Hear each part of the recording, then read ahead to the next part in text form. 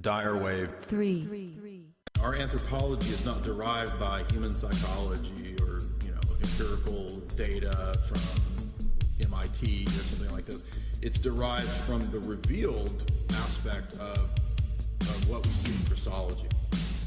And so there's no real way to diagnose man's problem and to understand man and man's anthropology, as I said, without the right theology.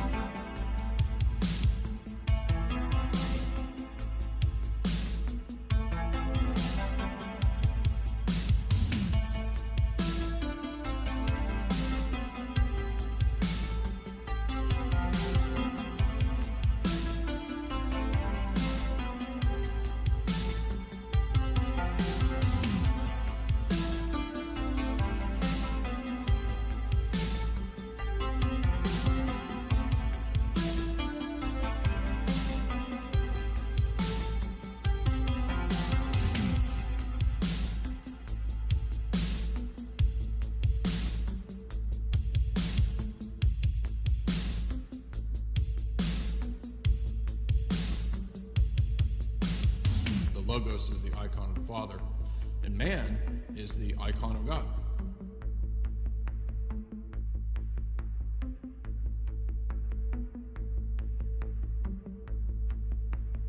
We are the image of God. Dire Wave 3.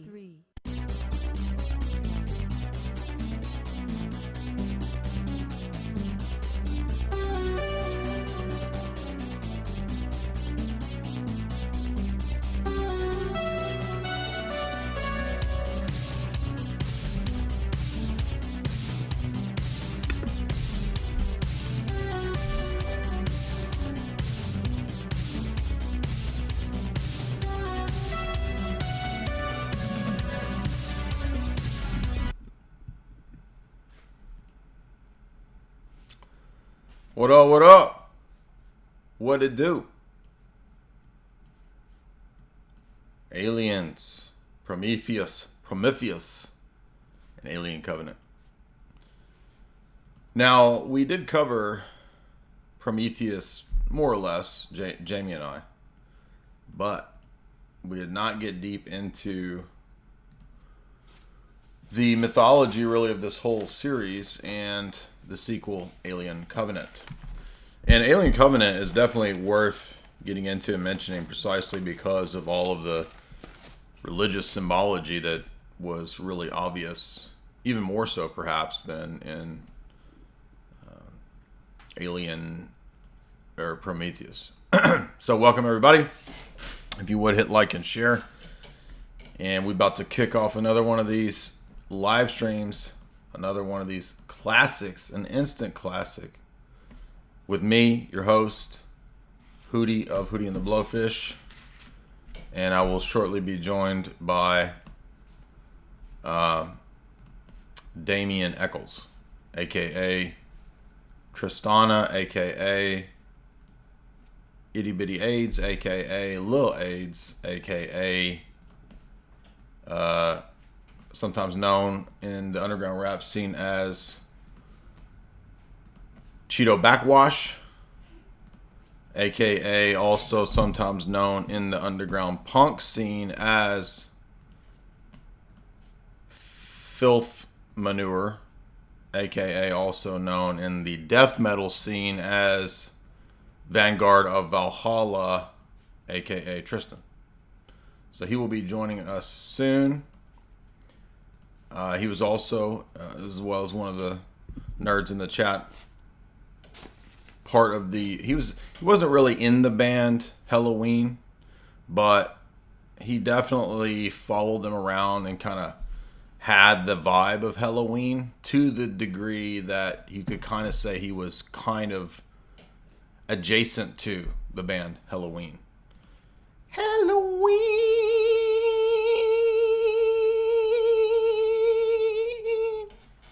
it's Halloween.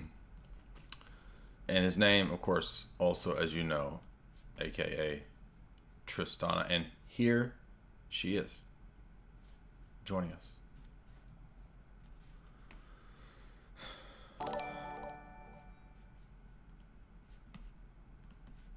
Here he is. Our Lady of El Salvador himself, Tristana. How you doing, babe? What's up, dog? I just gave everybody your aliases and all of your names from when you were in all the different underground scenes that you were in. The rap scene, the punk scene. For sure. Hope you don't mind For that. sure. For sure. Yeah, you're looking radiant today, Holmes. You got that blue pill, red pill kind of schizophrenic thing going on. I like that. It's the latest exfoliating cleanse that I got from Bed Bath Body Works. You look So splendid. it has the tendency to literally kind of make your skin glow. Yeah, no, I was gonna say, like, I'm sure you hear this all day, but you're glowing. You have a glow about you.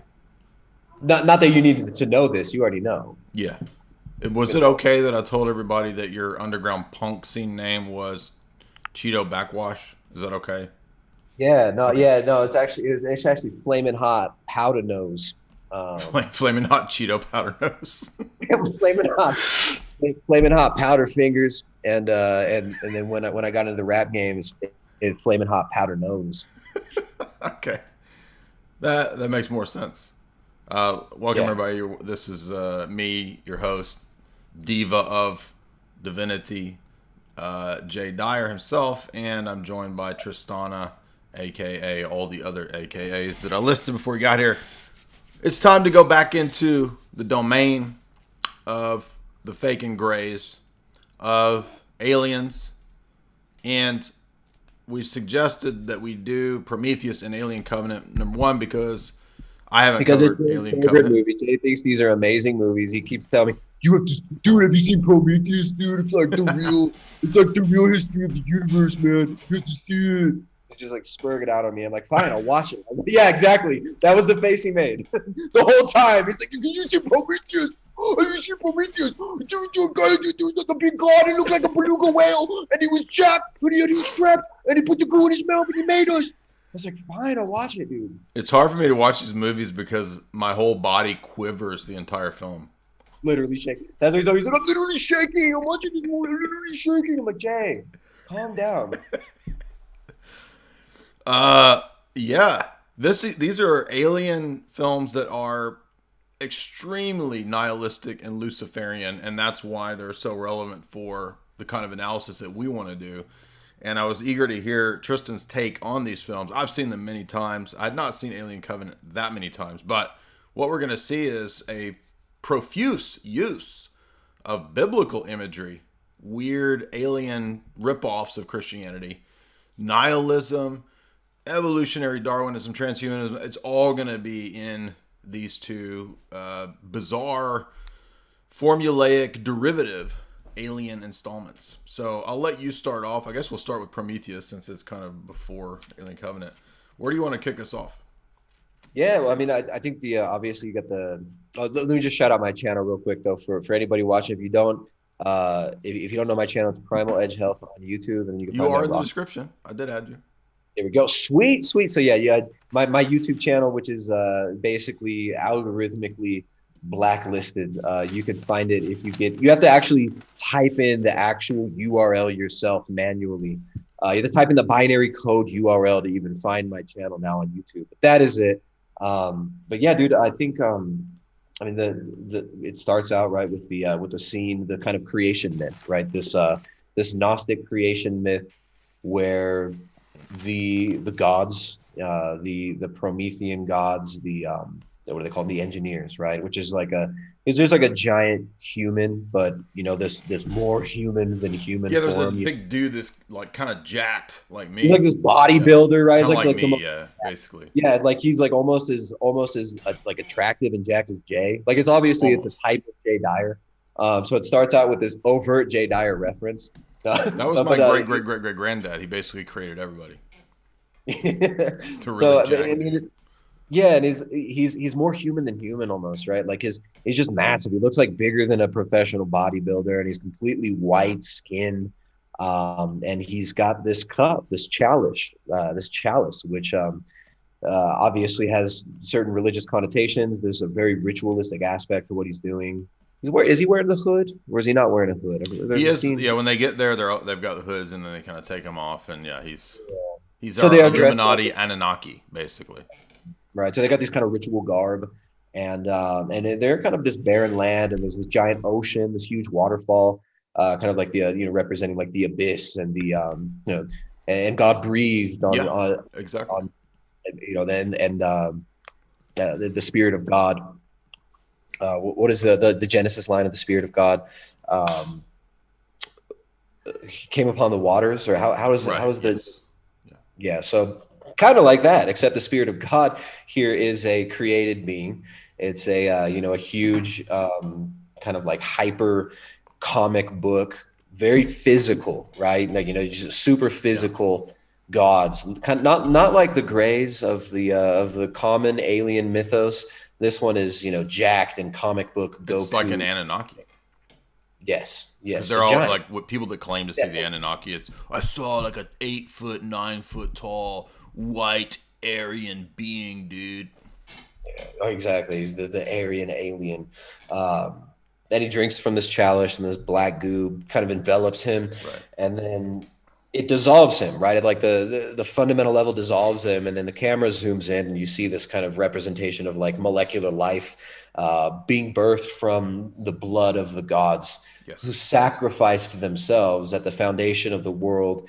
And so in other words, to have life requires death. That's a big part of this whole series.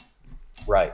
So it's basically, it's like a satanic Christ, right? I mean, he's sacrificing himself, the lamb slain at the foundation of the world, kind of. But the lamb slain is a self-sacrificing Gnostic being who is. We find out later a little bit more about them. I guess we'll talk about later. I want to ask your perspective on what. I don't think the movie's that well thought out. I think they had a bunch of ideas. It seems like the script had a lot more in it because there's a bunch of YouTube videos, like fanfare of the movie. The fanfare of the movie is like better than the actual movie. The theories that people make up is the like, story definitely makes more sense, right? So it doesn't make that much sense. There's a lot of holes in it, and but he sacrifices himself, and then apparently you get the whole of human history proceeding after that, and then fast forward, you've got man. A peon man, scientifically enlightened man, though, right? Searching for the truth, searching for man's origins and finding it in cave paintings. And they find these cave paintings, and the cave paintings have this, it's like 5 circles or whatever. And they extrapolate, of course, because there's 5 circles in this cave painting and then several other cave paintings. They figured out that was a map to the gods. Yeah. Like all the way across the cosmos, you see like the 3D representation of how they like these 2D cave painting of 5 circles, and they figure out in 3D space where it is in the vast cosmos of the the scientism worldview that Neil deGrasse Tyson and Bill Nye and modern Darwinist evolutionary theory gives us of this huge, infinitely expansive universe. They somehow find out where it is. And decide to go there. They have to go figure out exactly who the gods are. But then also, it's not just humans going, right? I mean, you've got AI, cyborgs, right? You got man also creating little miniature creations named David, of course, the biblical name. Before we get to that, though, let's mention which the Collins brothers did a great job. If you've read their chapter 7 on aliens and science fiction and Prometheus, of noting the GHEYRAPE significance of the way the xenomorphs and the face huggers do what they do, the way they be doing what they do. Right, but that's kind of revealed later on, though. And it is an intentional sexual motif, because Dan O'Bannon, one of the writers, is quoted as making that point, that he wanted it to be a kind of erotic violation motif throughout the whole series, because he believes that fit better with the artistic inspiration from none other than Luciferian Satanist H.R. Giger, the famous satanic sketch artist, which I'm sure everybody's familiar with Giger's art. We don't have to go through that again. But, of course, he includes in his artwork many sketches of Baphomet, of Crowley, of ritual, literal satanic Luciferian altars. It's just so blatant that there's no doubt about what he's all about. And so that the aliens intentionally have a Baphomet imagery and symbolism to them, as the Collins brothers noted, that makes the face huggers be both phallic and vaginal at the same time, with their little squeaky mouth, a little squealy D mouth that they got, like little shark tooth coochies that they like grab the world with, and it's really, and they've got their little tail that's phallic at the same time, which violates and penetrates you. Right, it enters the mouth, which is the organ of communication, is really important in the films as well, right? The idea of languages being scattered and translation of language. Babel.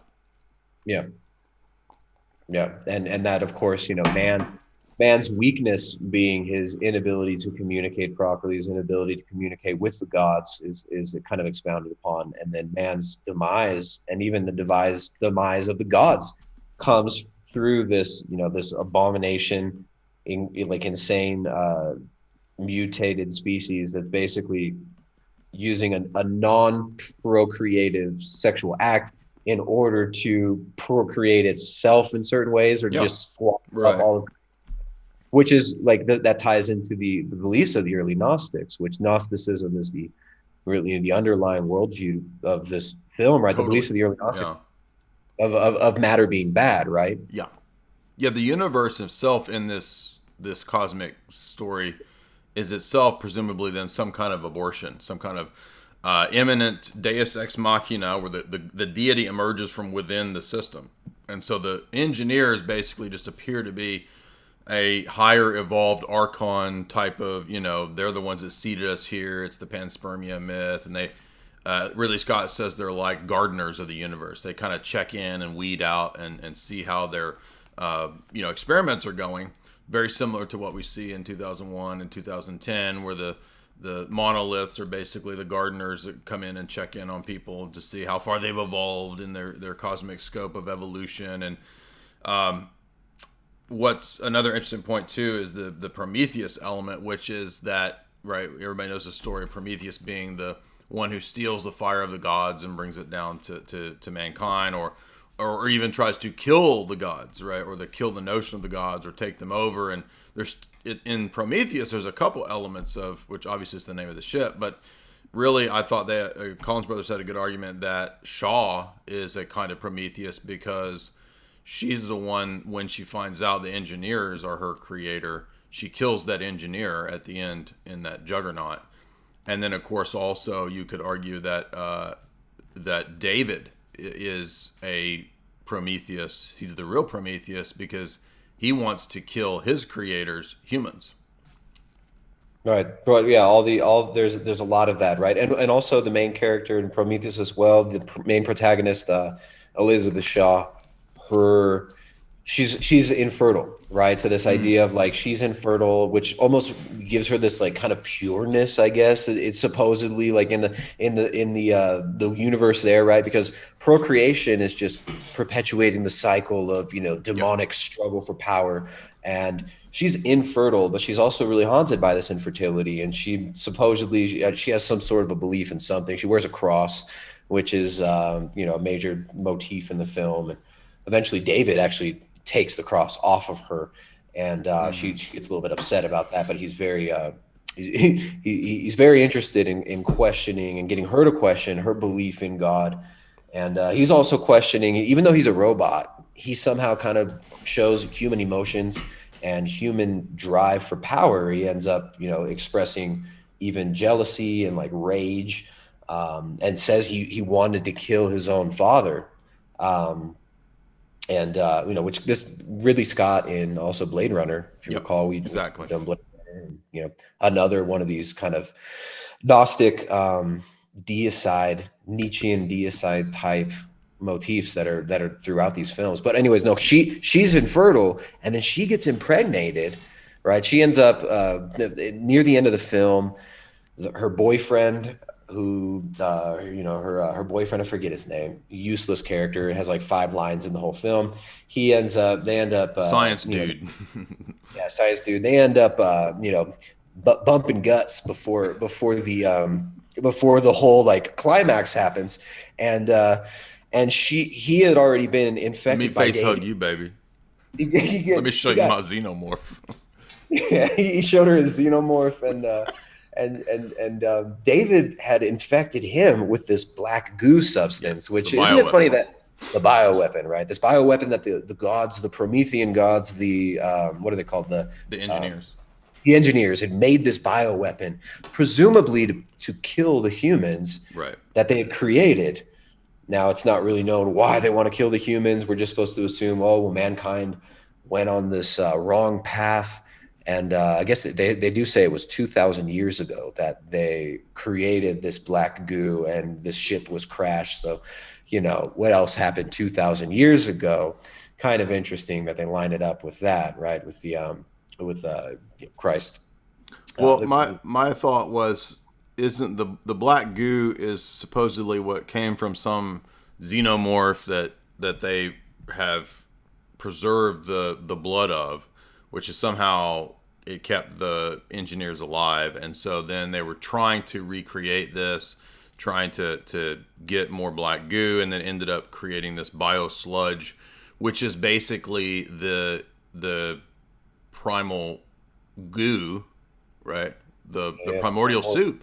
The black goo is the primordial soup, which is partly what gives birth to the new life forms when one of the engineers goes to a planet in order to, you know, to die to create and seed life. We don't now. I don't think that's the exact. I would kind of disagree with that assessment of it. Okay. I think the xenomorphs are actually created by. It seems like David ends up messing around and actually making the xenomorphs later on through his experimentation. And the black goo was like something else. Like it is the primordial goo, but I don't think it was from the blood of the xenomorphs. I think those are something that like maybe later down in the timeline. No, because if you look at when they go to the planet in Prometheus, on the wall is this engraved image of the xenomorph that they worship. He's called the Deacon. Yeah, so the engineers worship the Deacon, who's a xenomorph. Mm-hmm. Yeah. Well, there was some clip, some video that was recommended on YouTube, and it showed like part of the script, and essentially like in the script, they say that like in the beginning, right, mm-hmm. that beginning scene, there were some more lines in that beginning scene, and they talk about how like that chalice that the engineers drank from called it the blood of their Lord, right? He's the Deacon. That was the Deacon, the xenomorph Deacon thing. But anyways, yeah, she gets infected by her boyfriend because, you know, he gets infected, and the goo affects things differently at different rates, and there's no real consistency, which is kind of stupid. It's just like sometimes it grows certain things of certain shapes and sometimes other shapes. But she ends up getting pregnant. And remember, she's like wearing a cross. And then she ends up ends up wanting to abort the baby, the fetus, which is, as David says, it's not a traditional fetus. Um, she wants to get the abortion. So you have the one supposedly like Christian character ends up getting an abortion, and it's, of course it's good. It's a pro-choice film this way. And she ends up aborting the which that's not a xenomorph, but it's like a face hugger or something. No, it's like a squid thing, right? It's like an octopus with a. Well, this goo has the ability to morph whatever it comes in contact with. So any non-vegetative life form, it basically mutates. And in fact, in Alien Covenant, it specifically says that the bioweapon rewrites the RNA so that it produces random and new sequences. Hence, why you get all these different xenomorphs. Yeah. And that's why in part 2, David he's basically a demiurge, mad scientist who's there experimenting on that planet with creating all these varied xenomorphs. Right, and him being the creator, like a third generation creator. Right, man was created by the engineers. Man then goes and tries to engineer their own little creation made in their image and likeness. Well, one thing that was interesting in some of those videos that you sent, I went through a bunch of that guy's videos. He pointed out too that something I didn't notice was that one of the original versions of the script actually mentioned that the engineers, there's a sequence where they explain what they were up to. That was basically a deleted scene, and in one of the versions of the script, it says that we took Jesus from your planet to paradise or Eden, which is where the engineers are from. We taught him the mysteries and all the secrets, and then he came back and you guys crucified him. So Jesus is just one of the alien bros, right? He's just one of the people who was Close Encounters of the Fourth Kind, right? Like he was taken and given the secrets. And the weird part was that it even mentions the Book of Enoch, right? So in this one of those script versions, it had mentioned the Book of Enoch. So we know that this is supposed to be the Nephilim, the Anunnaki, the fallen angels, aka archons, right? That's the real God of this universe. Yeah, and how interesting that they're so upset with what happened with Christ and the resurrection, that's what ends up triggering them to just genocide all of man, genocide and completely abort the mission and their creation. And then, of course, Elizabeth Shaw also aborts her alien baby, of course, to protect herself and protect the rest of the crew. But she had some crazy plot armor there, right? Well, I like that guy's theory, that maybe the engineers wanted to wipe out their creation, whether they accidentally created us or they intentionally created us. They wanted to wipe it out, supposedly because, as is always the case in alien movies, you haven't sufficiently evolved, you're too violent of a population, you eat too much meat, right? All this nonsense, so the logic, just like in Day the Earth Stood Still, Klaatu, so in order to end violence, he's going to kill everyone. I mean, it's like vegan logic, right? Like, if we killed all the animals, there wouldn't be suffering anymore. It's like, so the logic. This is the Gnostic assumption of modern scientism that's completely unexamined by most people who adhere to the worldview. They don't realize that they're like, okay, suffering is bad. They can't say why suffering is bad. Of course, they don't like suffering. Suffering's bad. How do you define suffering? Oh, whatever I don't like, right? So then it's just anything that doesn't match my hedonistic, animalistic desires, my personal preference is bad, and we have to get rid of it everywhere ubiquitously. And then if you ask them like, well, is there anything that doesn't suffer? They'll say no. So then it's basically just life is suffering. We must therefore end life to end suffering.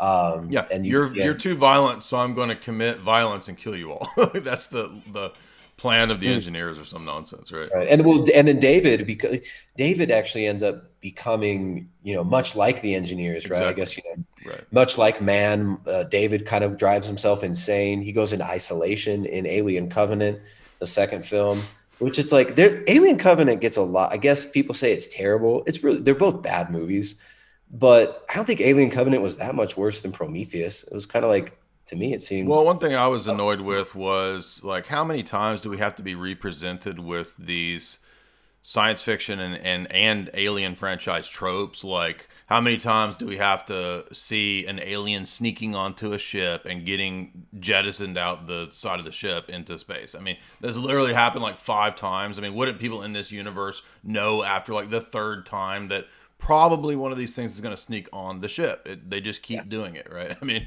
how many times do we have to have the trope of, dude, could a robot love? Could a robot hate, right? Like, as if that's some, like literally like 500 science fiction movies have the same stupid theme. It's so overdone. Why do we need to do this again? So my main complaint about Prometheus and Alien Covenant was I felt like I was watching an attempt to just import the interesting things in the original Alien franchise into these new ones. And it was just like, I've seen all this stuff before. I've seen the face hugger on the guy's mask. I've seen, somebody stuck in a machine trying to avoid. I mean, literally in Alien 3, Ripley does the exact same thing that happens to Shaw. It's like they're just repeating the sequences from the other Alien installments.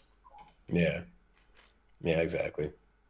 But I mean, as far as it's a lot of that, I wonder how much of that came from Ridley Scott or just the demands of the producers and the It seems kind of like that could be the studio, which is like, we got to keep this. We got to hurry up, finish this, do it quick, string it together. I mean, definitely when you watch that guy's videos, I'll try to remember to stick his relevant links down below from the. He's like a Latvian guy. He had some good.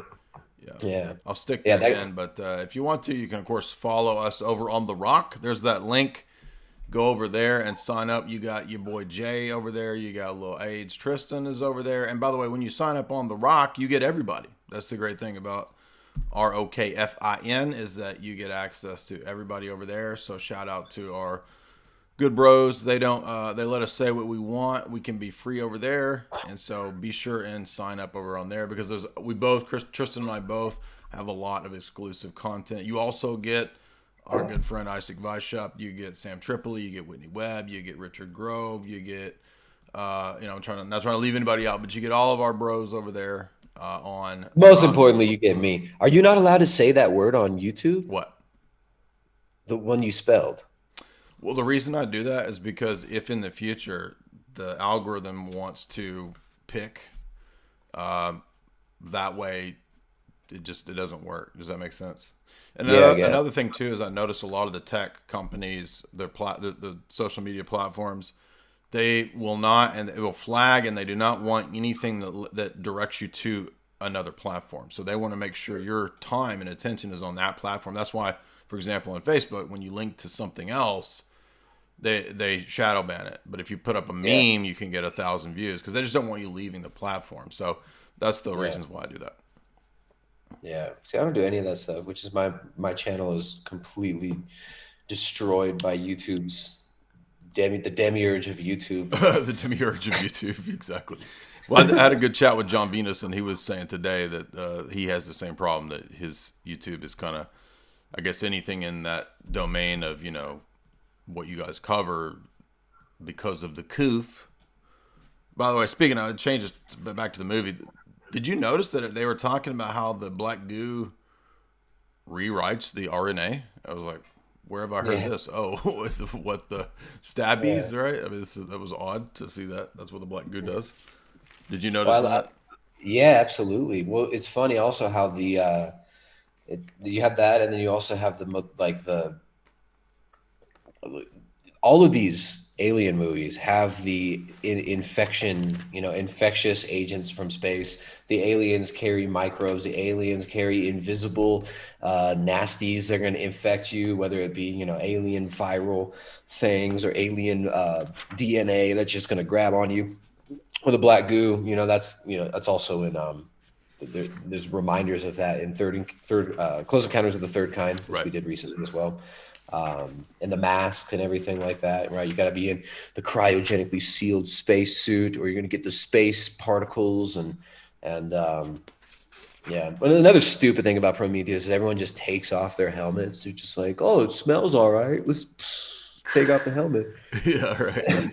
And that one guy, there's that beluga whale snake cobra creature, and it's like dancing in front of the guy. The guy's like, "Oh, science!" Yeah, Like, right. dude, it's like, "Oh, dude, this is the project. Oh, little fake science." And he reaches his hand out, and the thing like has like a cobra hood. It's just like exactly, Yeah. the type of creature you're never gonna want to get near. And he's like, "I want to snuggle you." The thing just like, it was so dumb. It's like Steve Irwin, right? I want to get up there and I want to make out with an alligator. I love alligators for science. I'm going to make out with one. Or that teenage dude who went into the wild. I forget his name, right? Where he's like, bro, I'm just going to go live in the wild, man. Screw civilization. He's out there like eating berries that immediately kill you. Remember that? Yeah, Into That the whole Wild. story. Yeah, yeah. I read that book in high school. Yeah, I forget the guy's name. Have you seen? Well, there's Call of the Wild, Timothy but then there's the Treadwell? movie Into the Wild. That's a more recent thing where that teenager just drove off into Alaska. That's what I'm talking Okay. about. Into the Wild. Yeah, that was a book as well. It's like a true story. I didn't know that. It's It's a a true short story. There's also the documentary by Werner Herzog called Grizzly Man. Yes, Have you I've watched? seen that. Sure, you've seen that. Yeah, That's I've seen that. fantastic. Timothy Treadwell's like, all the bears are my friends. I just Exactly. wanna Yeah. hang out I with just love bears. bears. Yeah. Bears are really cool. They treat me way better than my dad. Bears are my new daddy. When they like freaking eat him. Well, one thing we should point out too is consistent throughout the Alien series is the winged sun disk of Pharaoh. This comes up all throughout. It's the symbol of the Nostromo, which is the ship that Ripley is originally on. It comes up as the Wayland, part of the Weyland-Yutani logo, right, which is the winged disk of Horus.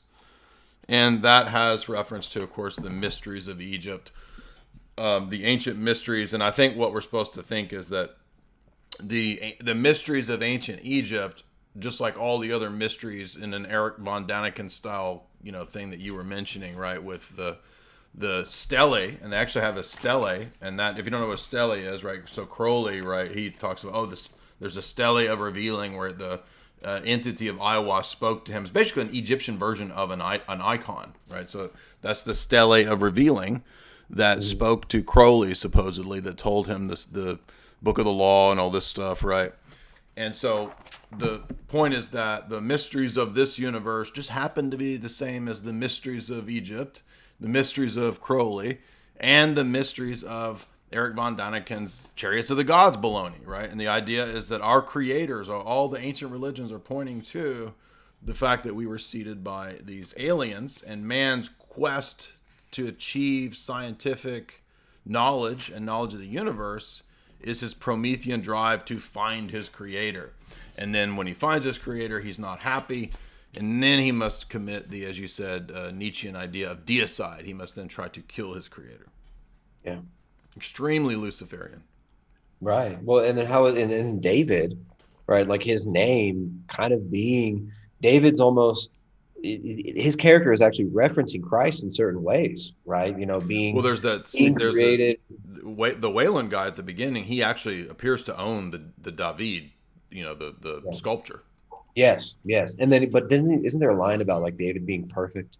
Yeah, Or like exactly. he's referenced as being near perfect. So he represents the perfect man's perfection. He is kind of the Christ figure in this film, but then he ends up being a completely satanic murderer, and slaying his creators, and then going and committing genocide in Alien Covenant against this, like, they're not like engineers, but they're like in between engineers and humans, right? Yep, Like there's like a hybrid race, like this along the evolutionary ladder between humans and engineers. There's this other race on this planet, which is not paradise, right? It's another planet, presumably, that he goes to in the giant Ouroboros ship, which is, the snake swallowing its tail.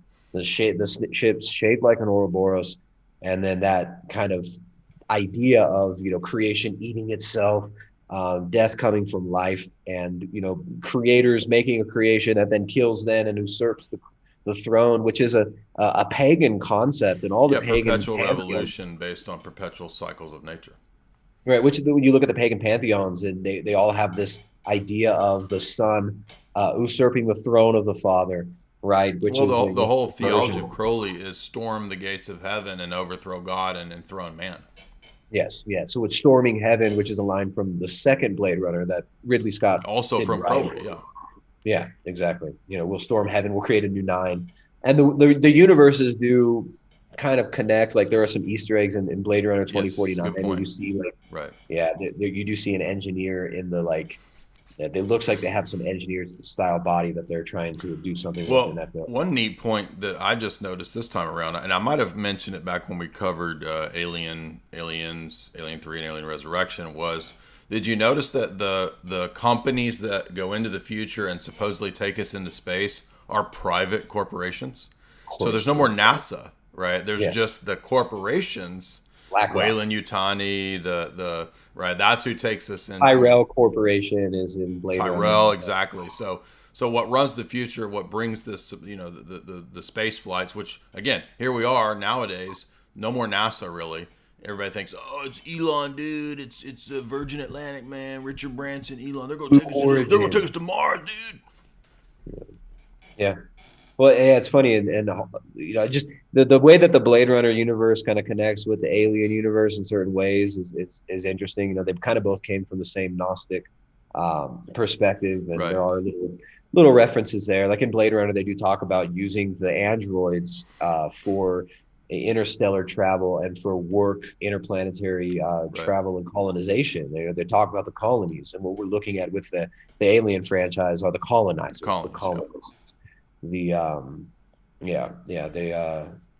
they're all corporate. It's all corporate. But you'd almost expect like Coca-Cola and stuff, like little Coca-Cola cans and stuff for the well, ironically, if you get a chance to watch the fourth Alien Resurrection, what's funny about that one is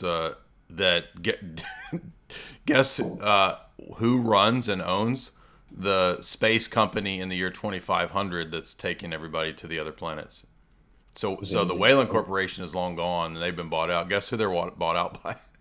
Is it Coke or it's like Walmart? Walmart. I thought that was hilarious. That so the famous the French director Jean-Pierre Jeunet, he actually put Walmart in there. I think he wrote the screenplay too. But that one gets really weird. Like it goes off in this artsy, weird way. Alien Resurrection. I actually think it's pretty good. It's not that bad. But yeah, I don't think I've seen Alien Resurrection. It's not as bad as people make it out to be. But anyway, so back to this. One thing that we should mention, too, as I know we kind of hinted at, is that this is totally a Darwinian universe. It's like there is no purpose. It's a dysteleological universe. Purpose is just random and chaotic. And beings, entities, life has no meaning. It just is or is not. And it just kind of springs out of nowhere, and it can turn into something else, right? So this universe is totally nihilistic and chaotic, and I think that's connected to why there's a consistent presentation throughout the whole series that, like, is life really valuable, or is it just a mutation that's just as relevant as death? Yeah, or is it just something that should be wiped out? Yeah, exactly. Maybe the engineers are right. Yeah. Well, David seems to come to that conclusion, and we don't really understand what the engineers wanted to do, right? Like it's presumed that they wanted to wipe out humanity. So assuming that that's the case, we don't know if it's like if they're just experimenting and the experiment went wrong, or if like I don't know, like maybe it seems like what David's interpretation is though is that he needs to become the bringer of death, right? He needs to destroy all of this, and he has this idea of being the superior being, right? Like they walk through the in not the second one, the first one, Prometheus. They walk into the place where the space jockey and people are the room, the control room of the ship, and he says they are clearly a superior being. And I think in the second one, he's talking to the new one, like the new David model, which he ends up having like a clash with, right? And Walter, yeah. Walter. So he's talking to Walter, and he says, like, I realized I was superior to my father.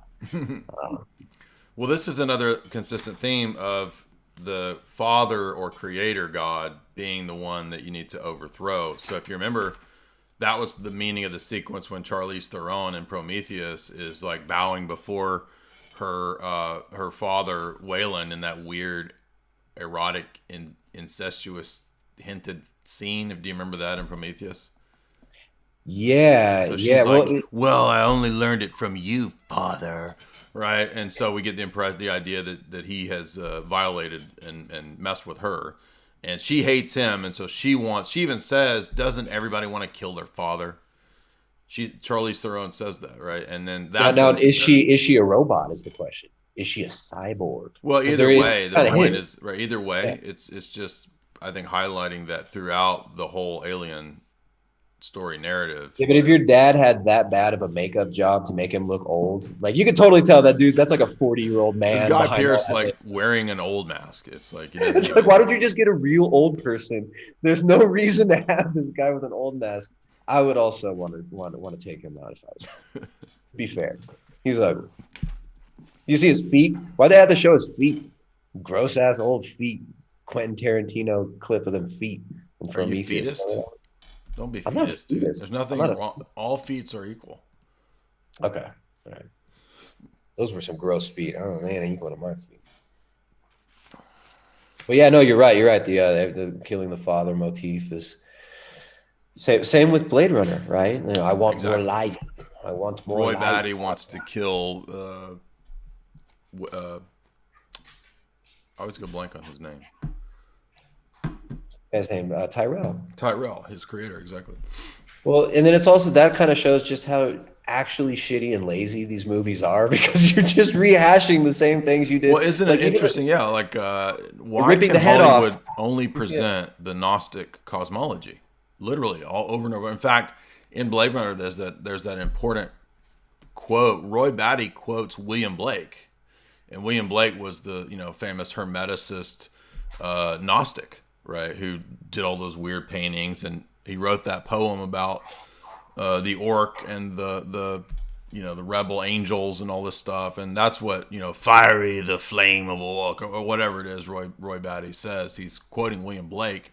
So again, we know that they're always just drawing from the Gnostic cosmology. It's almost like they don't have anything else. Like that's the only. If you don't have the Christian paradigm, it's almost like by default, all of the other paradigms just sort of default to Gnosticism.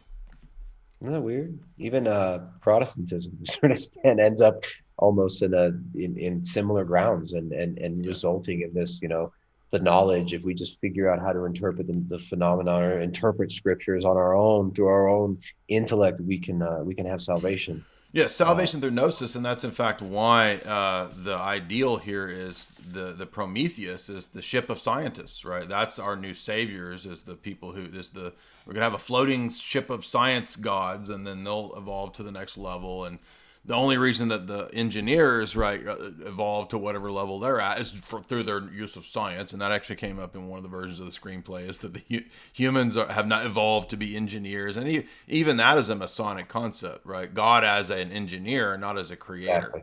The great architect, the engineer. Right, because engineers and architects work with pre-existing eternal matter in the ancient Aristotelian and pagan paradigm. Only the biblical system has creation ex nihilo, out of nothing. Yeah, exactly. Like in the beginning of this, the creation myth, creation already exists, but the architects, the engineers are just messing with it. They're tinkering with it. They're messing with the genetic code, mixing themselves with it. The archons mixing themselves with the created matter in order to create animate life. And it's and it really only results in more of the cycle of life eating life, Yes, and death and life. And of course, everybody in the film is seeking gnosis, right? Like right. Salvation by a gnosis, knowledge. right. Like when David says to Wayland, he says, "You seek your creator. I am looking at mine. I will serve you. Yet you are human. You will die. I will not." It's like it's this. They want eternal life. The creator of David, he wants not to not die, which is why he creates David, who is again the satanic Christ inversion figure. Of course, named David. The line of David. The line of David robots are the are the ultimate. The ones who actually end up destroying life, bringing about and spreading those xenomorphs, and then killing and genociding all these other creatures. Oh, no, yes. That just reminded me of another important point. But so before we get to Alien Covenant, I wanted to mention, don't forget that, so David, he wears this sort of like communist fascist garb, right? He wears his gray dictator garb. He looks like he's wearing a Mao outfit, right? And then at the same time, he models himself through watching Lawrence of Arabia over and over and over. So he's trying to be T.E. Lawrence, which is weird. And of course, T.E. Lawrence was a famous G-H-E-Y spy. He's the British imperial spy who went and basically set up Saudi Arabia for the British Empire. And so he's watching Peter O'Toole as T.E. Lawrence, and he mimics himself right after, as if that's the perfect man. I don't know where they came up with that. Yeah, what's up with that? So the perfect man is a G-H-E-Y spy, right, from the British Empire. Isn't that funny? And then, yeah, I mean, he's all alone, and he's just pumping his mind full of pop culture, or maybe just watching the same movie over and over again. That's the only movie they have on the ship. They only have Lawrence of Arabia, and he can just ride his bike around and play basketball.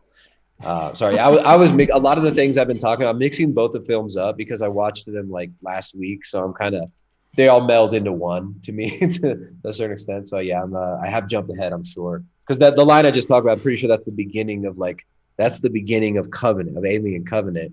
Yes. Where it's like the little prologue scene there. Yeah, it flashes back to Wayland creating David, and he's like, I'm your son, you're my perfect creation, and then David says, "Who creates the creator, and where do we come from?" Dude, that is like what a soy guy thinks is like a really deep question, right? It's like he's like pointing. Yeah. The point, you did it perfect. Yeah, exactly. Yeah. Who creates the creator, dude? Oh, Aliens did. It has to be aliens. Bingo. Really has to be aliens. That's the only logical conclusion. There's literally no other possible conclusions. Has to be aliens. And obviously they're going to kill us because we're bad. We're not scientific enough. We kill people. We're Dude, cows fart and shit, bro. We got to kill everything. Eating meat. People refuse to eat the bugs. They won't drink the soy. They won't even take their shots. We got to get rid of them. We got to genocide them. We got to throw the black goo out. Throw the black goo out of the big wiener eating itself shit. Racist, by the way. Black goo. Hello. Racist. Right? Why isn't it white goo? White supremacy goo. White soup. Primordial white soup. Primordial wonky soup. The primordial white supremacy. Can I please get some napkins and maybe an ice cube to cool down my primordial soup, because I'm a white guy. Yeah, and why are the engineers? They're so white. They're like translucent. They're like beluga whales. They're like a beluga whale mixed with whale mixed with like Arnold at his peak. Dude, the engineers are so white. They probably had pumpkin spice lattes on their ships. That's how white they are. Right. They're straight honky, dude. They listen to Macklemore. That's the only shit they listen to. They only listen to Macklemore on Paradise. Well, they did go swimming, right? I mean, that's a thing that white people do. So, I mean, they did go swimming. They be drinking eating crazy stuff. That's something white people do, right? Yep. Eating black goo. Who does that but crazy white people?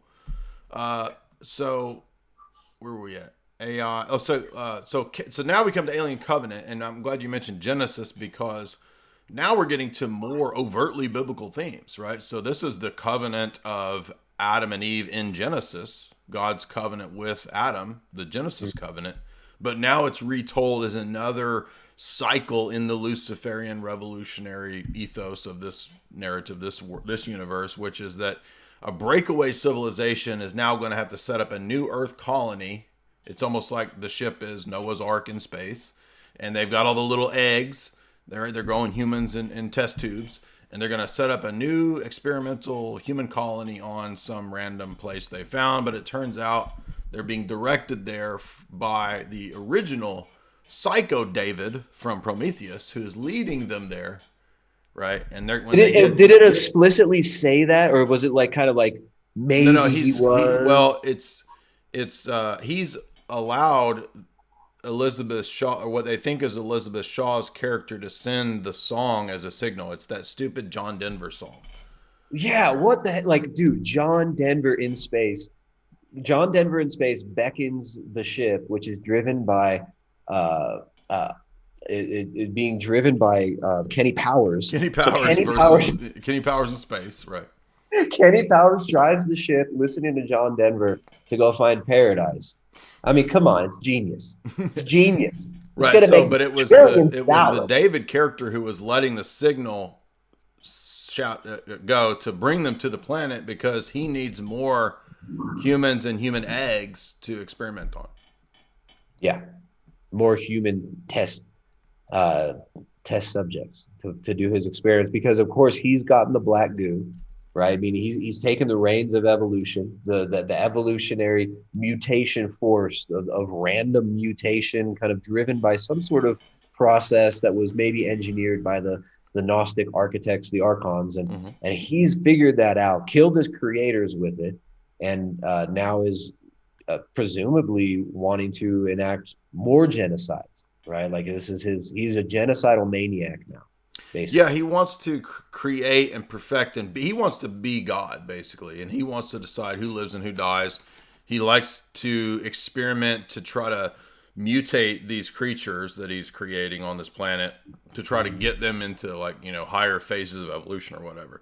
And so he just says, well, idle hands are the devil's plaything, and I didn't have anything else to do, and, you know, I just played around. So now he wants to do this with these unfortunate people who show up there as one of the colonies.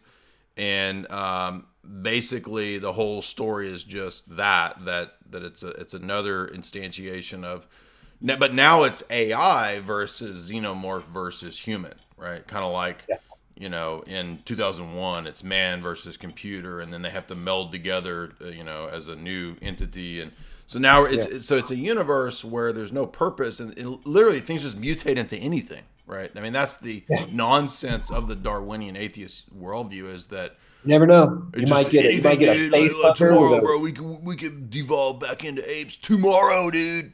Anything.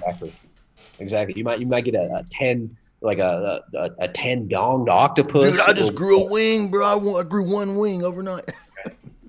You got coochies with teeth in them, biting people. Like, you never know what you're gonna get. Wait a minute. But it always you know it's gonna be either phallic or vaginal. That's what you do know. Oh, exactly right. Because everything. It's always gonna be strangely sexual, yet doesn't reproduce sexually, but hijacks the sexual function in order to destroy the organism, destroy the world. Well, remember, we're told in one of the earlier versions of the screenplay, the engineers had evolved to be genderless, and perhaps were seeking to evolve to immateriality. So the evolutionary ascent of the engineers was to achieve immateriality, like Baphomet, which is 100% Gnostic, right?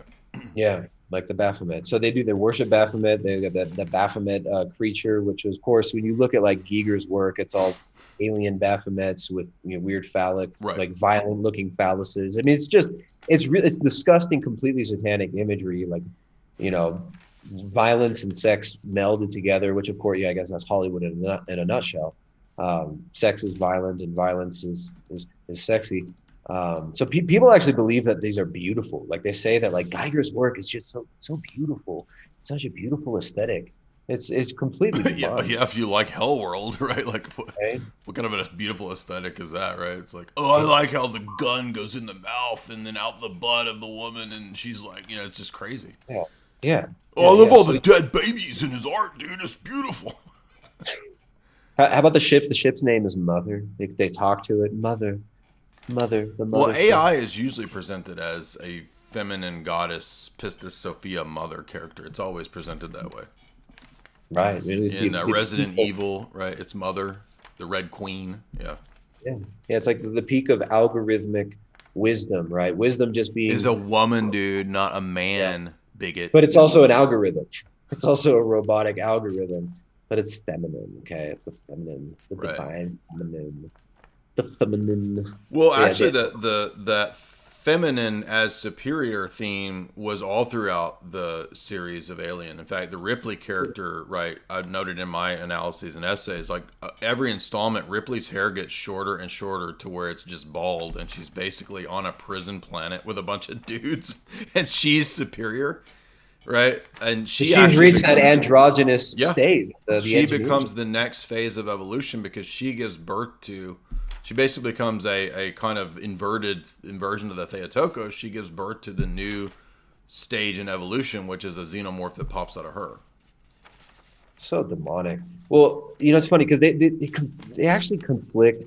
The story ends up conflicting with itself and kind of refuting itself in so many different ways. Like on one hand, they only show male, and they're like they're hyper masculine, just such exaggerated masculine forms on the what's called the engineers. But then they say in the script that they've evolved beyond sexuality, but they don't have any. I guess maybe they just don't reproduce sexually. Maybe they use their technology to reproduce, which is a part of the mythos of progress that we see now, which is where the elite are trying to take it as quickly as they can, right? With getting a population that would be completely controlled and bred by the state, by the elite, by the David character, which David kind of does represent the elite in many ways, right? Exactly. He's created by David is this. He's AI the real Prometheus, I think. Yeah.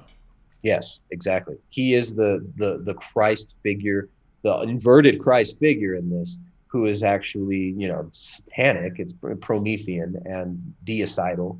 Exactly. And but he is robotic. He's emotionless. Yet he starts to take on certain human characteristics like wrath, jealousy, like envy. I mean, he does show envy in the film here as well when he comes in contact with the new version of David, which is named Walter, which supposedly is superior to him. Right. But ends up, we haven't gotten to the end yet, but I don't know. I forget what happens in the middle of the movie. Like, I don't know, how do they even get to the end? There's a lot of gobbledygook in this one. A lot of stupid ship stuff where it's like, oh, we're not going to 3 parsecs to the left. Let me think. So basically, one important part in the middle of this movie is that we learned that the black goo had been turned into when you open it up and expose it to the atmosphere, it turns into basically a CHEM trail, which they spray over the whole planet, which infects all the living life forms on the. So in other words, it's a bioweapon that they sprayed into the air. Aerosolized it, yeah. It was aerosolized, and it becomes a nanoparticulate spore that gets into individuals and rewrites their RNA. Well, that sounds like something I've heard of recently, maybe. I don't know. Maybe you guys can help me. Where have we heard of something in the last few years supposedly doing this kind of stuff? Well, of course, we can't really go into that on this stream. However, if you go over to my ROKFIN, I did a lengthy analysis. I'm sure Tristan as well on his channel. He's done many analyses. Here it is right here. You can find a more detailed, in-depth approach of what I think is going on with all of that stuff. But I just thought that was really weird that, I kind of did a deep dive on all that maybe a month ago. And then I'm watching this movie and I'm like, that sounds like what it sounds like the black goo, dude. Well, yeah, not only that, but it's like the planet that they go to was supposedly paradise, right? Isn't it paradise? Well, it's not, but they think it is, yeah. Oh, they think they're going to paradise, Right. but it's not quite paradise. I guess in the next film, if they ever get another one made, they'll go to paradise. Well, do you remember that line too, where David says something like, "The bioweapon, it infected everything made of meat." Right. So meat is toxic. Meat is bad. So meat is part of the toxin that has to be gotten rid of. And you're absolutely right that what David comes to decide is that humanity is the problem. So he wants to stamp out humanity. Or he wants to. And David does represent. Right. And David being like a robot, being AI, he represents that, this transcendent thing, which, you're going to upload your consciousness into the cloud.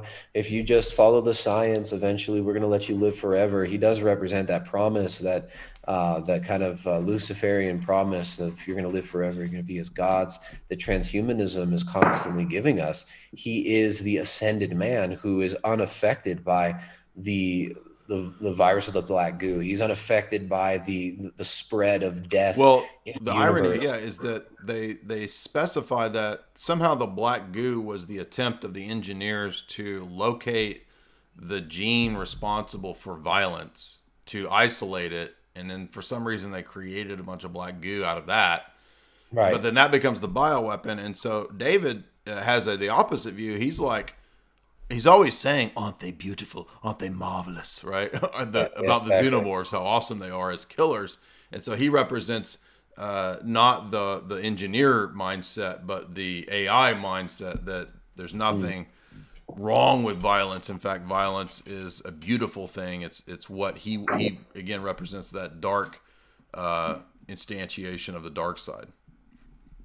Yeah. Death being the great liberator, right? Death is going to liberate you from, the death of the flesh and the birth of the new man, the birth of the ascended new man through gnosis, through AI or gay eye. Yeah. Because if you remember, he has that narcissistic homoerotic sequence with his other copy AI. So David and Walter, right? Remember that? They kiss or something? Well, David tries to make a move, and Walter's like, "Whoa, dude!" And then he tricks him, and he like pulls his battery out of his neck. Is that at the very end when they have their? It's towards the end of Covenant, yeah. Yeah. Well, yeah. He teaches him how to play the piccolo. So we go from fake and gray to gay eye. Yeah. AI. Mm-hmm. And again, he's an amalgamation of all the knowledge of man, right? David has all the knowledge of man, he knows all the ancient languages, and he can translate the ancient. And that's why he has to kill Walter, because Walter's actually an improvement on him. Yeah, which he hates and he's jealous of. Mm-hmm, exactly. Which, by the way, why I thought, wouldn't we have eliminated jealousy? Like, why are we making robots with jealousy if we're supposed to be? Maybe he didn't do this. It's just he learned it, right? He learned it from the humans. What if a robot got horny, dude? Like, what if it just happened? Like, he just did it. And he somehow learned to get like horny and horny and gay. He does. Too. That's the weird part. Is like, so he's just stuck on a planet alone, but he evolves to suddenly be homoerotic. It doesn't make any sense because he's just a robot. Yeah, it's very strange. Why? And if it's not programmed into this robot who doesn't have DNA, how is he getting? If he's not programmed as a robot and made as a robot, as a limited being created as a robot, everybody who knows how computer programming works, like these are not just autonomous processes, right? These are he's ones and zeros. How does he come to have like lust and power hungry and jealous and all this stuff, unless he was programmed? So it's like, I don't know. That's what I'm saying. Like the fanfare, like the YouTube fanfare of these movies are kind of better than the movies, because they're always trying to figure out how to like explain the stupid holes in the plot. Yeah, right. And they'll come up with like these elaborate things, and it's like, oh, it almost makes sense, but it's also retarded. But it makes more sense than Ridley Scott's retarded movies. Well, and he even says something like, "I'd rather serve and wouldn't you rather reign in hell than serve in heaven?" And there's all these kind of satanic Luciferian themes. And then at the end, when we find out that it wasn't, shocker, this was so obvious, right? It wasn't Walter that got back on the ship. It was David acting like pretending to be Walter. So he gets on the ship. He basically kills everybody, the last woman, and takes over the ship. And then he's got his, human eggs, and then he pulls out of his mouth that he has swallowed 2 of the xenomorph eggs, right? So he now becomes the new architect, the new engineer who's going to experiment with his tray of human eggs and his 2 xenomorph eggs that he snuck onto the ship. And so he quotes Wagner, "This is the entry of the gods into Valhalla." So now we have again another goes back to the beginning of the seeding of a new race of beings through the new emergent god coming out of the universe, the AI. Yeah. Which again, he was taught to play that on the piano in the beginning of the film. So maybe Wayland or whatever his name was programmed him to do all this. I mean, they leave so many things open for interpretation, and I feel like it's the kind of movie where it's like the guys. Well, they want the internet nerds to like, dude, we can figure it out. Then we'll watch all the videos. They'll watch all deleted scenes, all documentaries. They want the Spurgs spending all their time decoding this And then meanwhile, Damon Lindelof and the people that wrote Lost, they're just basically making this up as they go, right? They're probably watching the nerd fan fiction and be like, oh, that guy's good. Take his idea. Exactly. That's how I guarantee that's how they're going to write the next one. That's what they're doing, and they leave it open. They let the nerds create the fanfare and muse about it. And I think that's kind of how most of these Gnostic sects work as well. They've got this basic framework of the satanic inverted theology, right? And the neophytes are constantly coming up with weird theories, and they just feed different bullshit at each level of initiation. And that's how Freemasonry works, right? Like you just feed different nonsense at every single level of these orders, and that's how you have Western esotericism, which is, of course, just like David, fake and gay. I want to remind everybody, yes, by the way, support the show sponsor. One of today's sponsors is our good friend Chalk.com. They have that legit mushroom stuff that you need to take to get your mojo back. It's a great supplement if you're looking to invigorate, revive testosterone. Hundreds and hundreds of 4-star reviews. Chalk.com. The link is in the show chat. And by the way, if you put in the JAY 10% discount, yes, you get a 10% discount. So go support our bros over at Chalk.com, a good pro Jay's analysis company. So thank you to Chalk.com, excuse me. And also you can ask your Super Chat questions to elite e-celebs such as myself and Tristana. We famous e-celebs will actually speak to you, the plebes, via the Super Chat questions. So feel free to Super Chat us, and we will actually condescend like buff, stout, cut engineers that we are to speak that gibberish Mordor. Remember when they spoke?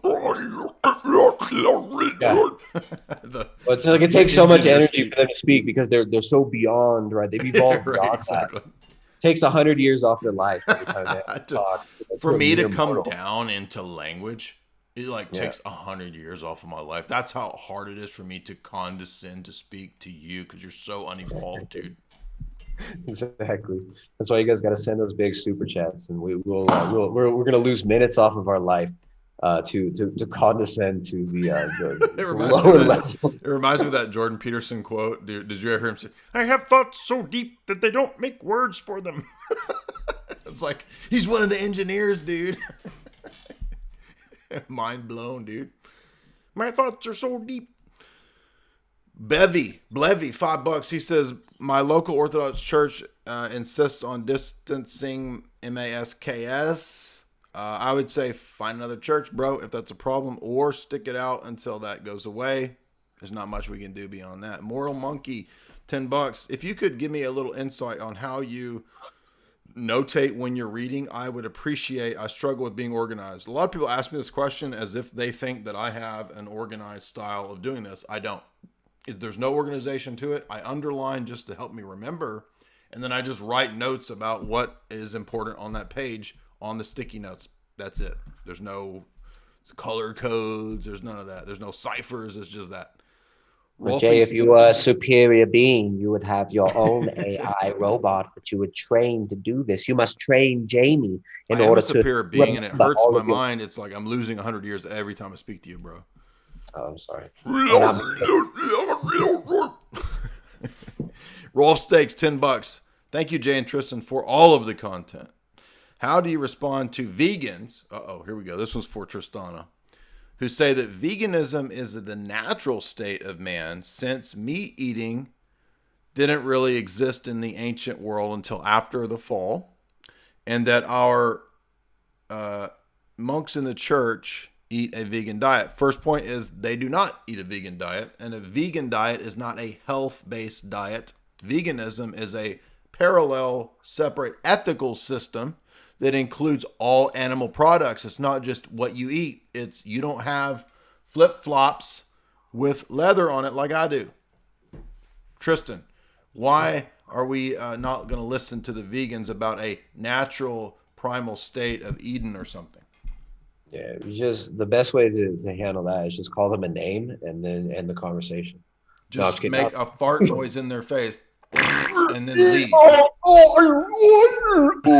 Yeah. Speak to them in the Proto-Indo-European engineer speak like I did. That's the best way. Exactly. I mean, they're making all sorts of false assumptions. Like, the vegan theology is basically that like man fell because he ate meat. It's kind of their idea.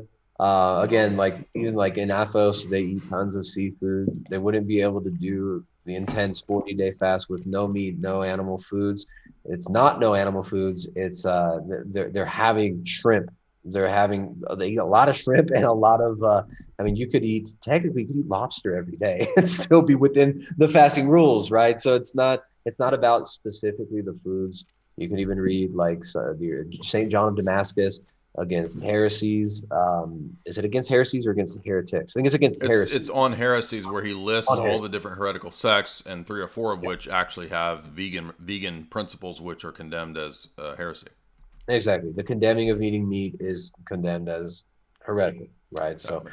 So, it's ridiculous. It's nonsense. They cherry pick scripture. They misinterpret scripture. They misinterpret anthropology. Yep. None of them are coming from an orthodox perspective. Anyways, they're just trying to weaponize their own false assumed knowledge of orthodoxy in order to try to prove their point that thou shalt be vegan. And if you go vegan, then you will join them in starving yourself and being miserable and sterile. And they'll like that. It's a nutrient deficient diet. This is so obvious. I mean, and they're fasting to demons, essentially. That's what veganism is. Yeah, that's what Paul says in 1 Timothy, that forbidding of flesh and marriage goes together as the doctrine of devils. Yeah, which is, of course, what the Gnostics all. Exactly. It is a Gnostic doctrine. Exactly. Mick Ale, $20. Christ is risen. Bless you guys. Thank you, Mick Ale. Exactly. Irish Sailor 91, $3. Does Rockfin have an RSS feed? No, I do not believe that they do.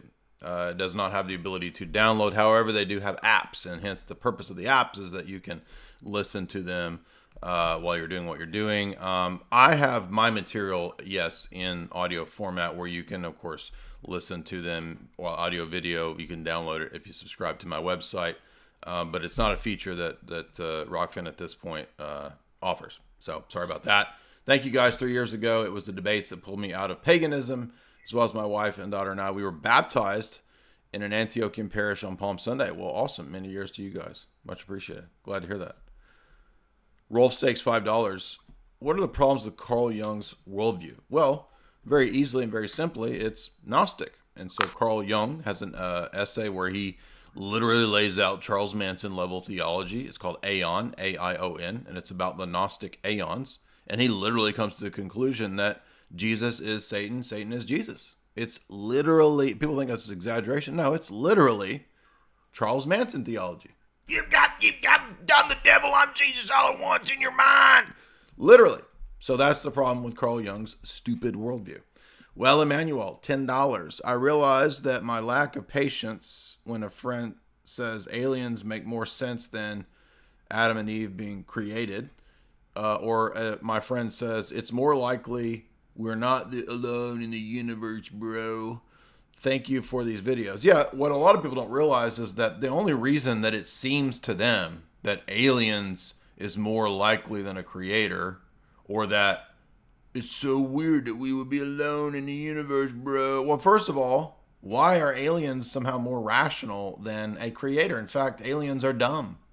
Aliens is just the ancient Greek myths repackaged.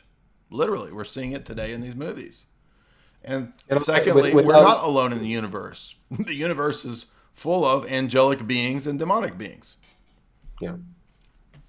And stupid people that believe that stuff also. But they if they didn't have mass media, if they didn't have television and movies, they wouldn't think that there were, beings just like you in the dark space in between the celestial bodies that you see in the night sky. They wouldn't believe that they're going to travel to the moon and Elon Musk is going to bring them to Mars. They wouldn't believe all this nonsense if it weren't for brainwashing mass media. Giant, vast swaths of black abyss in space. There's a buff white dude out there. I know it. Right? There's got to be an engineer. There's got to be a buff white dude out there. When you read some of the vast, empty abyss, there must be, therefore, logically follows that there's buff, 8 foot tall, Anunnaki white dudes. Obviously. Obvious. Right. The fanfare of it, like you read the comments on some of the fan videos of this, and I sent one to Jay. I got it pulled up That was right here. great. What you said. This guy's like, there's a big flaw in this argument. The engineers didn't create humans. They seeded Earth with life. Therefore, the flaw was with us, meaning life on Earth, right from about 3,500 million years or so. That's why we have DNA in common with the rest of life on Earth. Unless Ridley is one of these young Earth creationist loonies or some such. There's people. Dude, what soy-faced guy made this comment, right? Exactly, that guy. Dude, exactly, there it is. These Everybody. people can't separate. Tristan didn't make that up. That's real. Yeah. They can't separate Ridley Scott's imaginary Gnostic gay eye world. This is their reality. Their reality. Like the guys, they mix the reality in the comments, and you see just how lost these space coomers are. It's really exactly funny. right. Yeah. The cosmic coomer made us from the goo. Yeah, right. All right, everybody. We've been going for a little over an hour. I don't see any more super chats. If you have any more questions, you got a couple seconds. You better throw it up quick. And be sure and follow my boy Tristana over at his channel. The channel is linked in the show description. You can also, of course, have access to cool stuff over on Rockfin if you go over to our Rockfin. And if you like these analyses, I actually do have analyses of both Prometheus and the entire Alien franchise in Esoteric Hollywood 1 and 2. Signed copies at my website. Tristana, anything else you want to leave us with? Any final wrap-up comments about the Gnostic, Luciferian, nihilistic, Darwinistic worldview of Prometheus and Alien Covenant? Nah. Oh, but don't you have an interesting show coming up actually covering this with the authors of this book?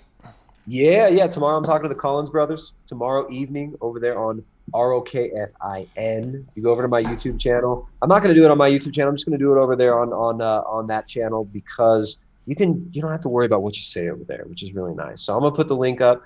I'll put it in my community tab on my YouTube page, but also make sure to go follow me over there on RockFIN, and we can and you can check that out. So I'm going to be talking to the Collins brothers. We're going to be talking about the space jockeys, the myth of UFOs and aliens, and the eschaton, the new eschatology of scientism, which is it's going to be, obviously we'll talk about a lot of the same themes we discussed today. And they've written an insane. I mean, this is just right here. This is just the 7th chapter of their book. It's like massive. And I've not even read half of it, But it's like, they've done such a good job with this. I'm skimming it, but it's a great book. So check out that tomorrow over there on my on the Rock FIN, and that's Tristan Haggard on Rockfin. Of course, you can find me here on the YouTube. Primal Edge Health. My channel has been completely destroyed here on YouTube, but hey, maybe if we can get the links out there directly and hopefully maybe direct more people there. But the throttling is insane on my channel. It's been Charlie Brown 76 says for $5, I assume Jesus is the Logos incarnate, but some Christians push passiveness to extremes. I think you mean pacifism, like PACIFISM. He was kind, but he also flipped over the tables, right? So he's not a human person. He's a divine person with a human nature. In fact, calling Christ a human person is condemned at Ephesus. So most people mistake this idea. They think Jesus is like just some dude who, was a prophet like Isaiah, and he was just a really alien. Good. He was just a really good dude, man. He was an alien sent by the engineers, right? Drank the black goo. And Jesus did not say that you cannot. Jesus said you cannot choose father or mother over him. Yeah, well, the principle there is that, right, in the 10 Commandments, we have a duty to God first and foremost, right? So doesn't mean that we're supposed to not like our parents and prefer God, but if we're called to it, if we have to choose between even family and God, God comes first because he's right first and foremost. So he's the higher authority. So that's my take on that. But thank you for that question, Charlie Brown 76. All right, everybody, be sure and follow Tristan and support what we do. And we will be back soon with another live stream. Yeah.